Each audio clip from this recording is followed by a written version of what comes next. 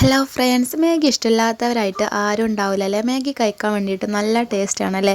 അപ്പോൾ ഇനി നിങ്ങൾ മാഗി ഉണ്ടാക്കുന്ന സമയത്ത് ഇതേപോലെ ഒന്ന് ഉണ്ടാക്കി നോക്കണേ. അടിപൊളിയാണ്, സിമ്പിളായിട്ട് ഉണ്ടാക്കുകയും ചെയ്യാം. അതിനായിട്ട് 2 മാഗിയുള്ള പാക്കാണ് ഞാൻ എടുത്തിട്ടുള്ളത്.